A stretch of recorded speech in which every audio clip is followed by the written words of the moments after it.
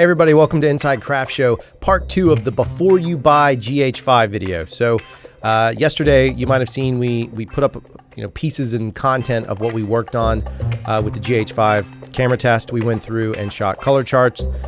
We also shot a little bit of a real world setting where we went through and interviewed a gentleman named Dino.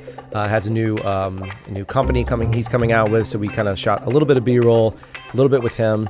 So we mixed it up, we added a red to it, and so we kind of put it together. So it was a big challenge to get the content into, normally you could drag and drop this stuff into Premiere. So if we were to take one of those clips, and here's one of those MOVs, and we were to drag it into Premiere, oh look, it looks like it's working, then it hangs up and goes away. So it's trying to play it, but it's having a tough time processing through the image. So what we figured out to do was to go back through and transcode all these. So there's an easy, quick way of doing this, and we'll kind of show you that now. So you go to the footage that you want to use, you open up Media Encoder. So if you already have Premiere, you already have Media Encoder, especially because we're all paying for it. If you're working on an older version, I don't know if it'll work from a codec sense. It should, but if you're working on like CS6 or Premiere 6, whatever it was, it may be a little bit challenging. But if you're on CC17, I'm sure it works with 15 as well. You basically are just going to drag the footage over. You're going to drag it into Media Encoder. So this is your GH5 footage recorded at 422 ProRes, which gives you a 422 color space. So we're going to bring it into Media Encoder. Then once the clips are in that we want to do, we're going to go to change the settings inside of it. And I'm assuming that some people have worked with Media Encoder before. If you haven't, there's a ton of great tutorials out there on how to deal with it. But what we want to do is just go ahead and change it around to QuickTime. And change the settings here to under video.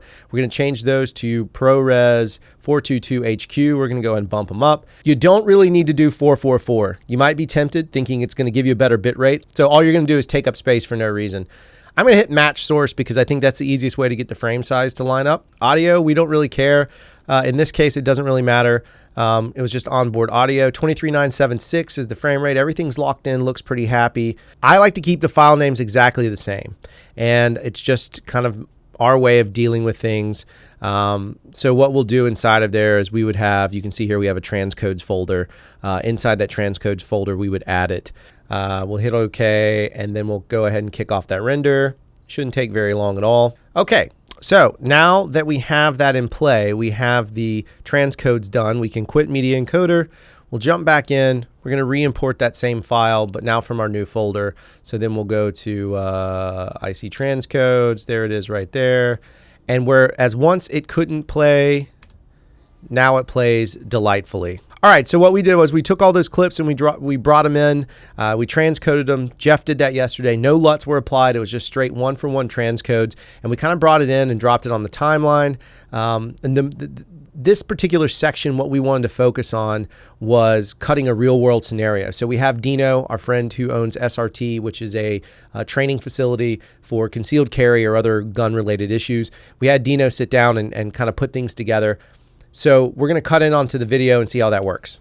So as far as SRT being its own unique creature, that's what we're hoping to get from SRT, is that we can start you from... So we shot with both the Scarlet and the GH5. The GH5 is the side angle here. The Scarlet is the front traditional, opening interview, the front side shot. Kyle shoots that dude in the Ghiblies, but all the B-roll we gathered was also with the GH5, and we put it through its paces in terms of natural light. So we went through everything, shot the B-roll, kind of packaged it together on the fly, very docu-style kind of element to see if, how it would work in a quick commercial environment that's a mix of both staged lighting and improvisational, cinema verite, as they might say.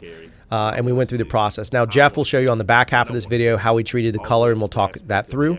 But in the meantime, you can kind of see the color balance between the two images is fantastic. The biggest issue we actually have or have had in post has been the transcode thing. And for us, frankly, that's not that big of a deal. We're kind of used to doing a transcode offline, online process.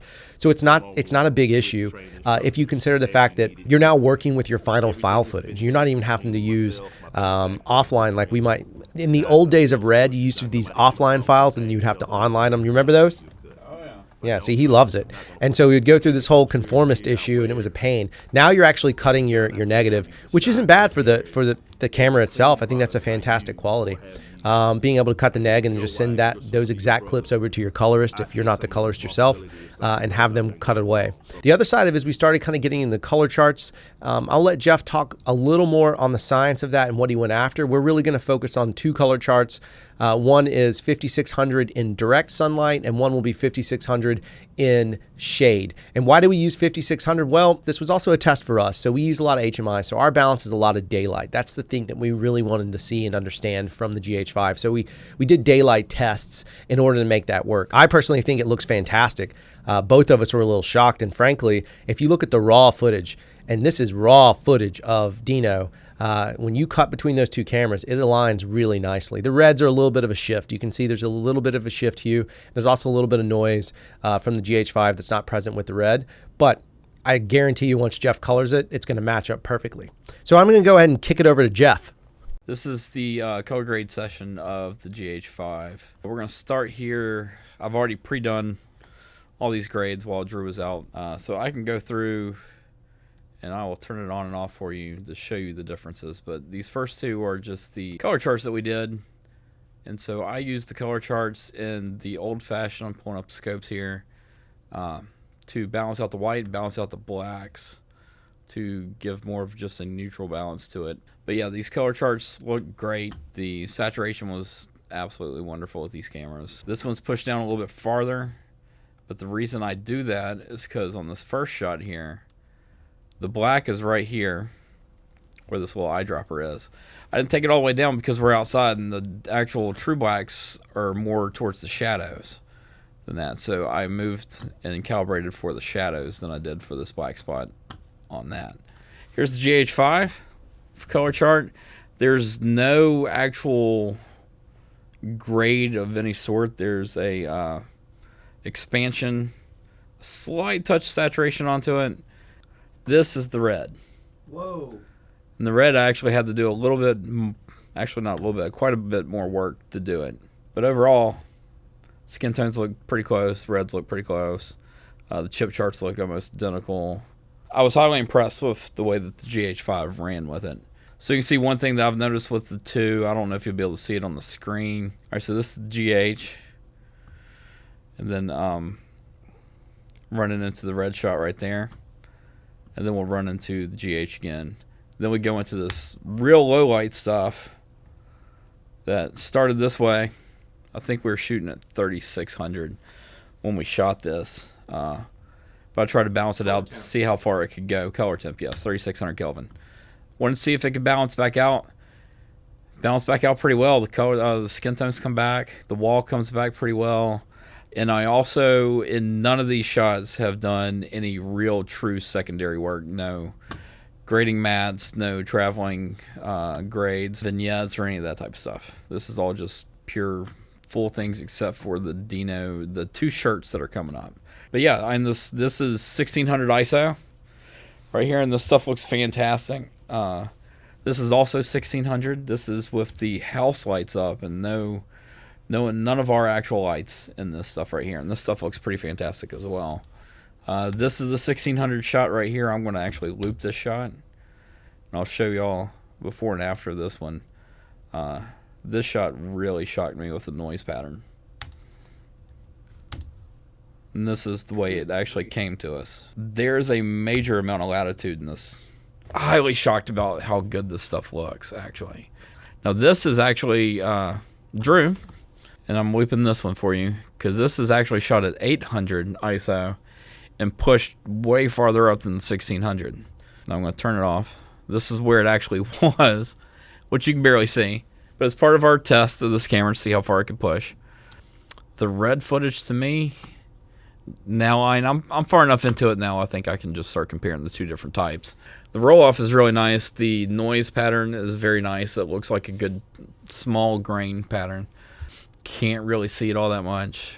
Not quite as detailed as the red is when it comes to stuff like the creases in a shirt or some of his facial features like freckles kind of things, which you can see a little bit better here on the red footage. It's much more detailed, and these wrinkles on the front of a shirt are more detailed. But the 2 match very, very well together.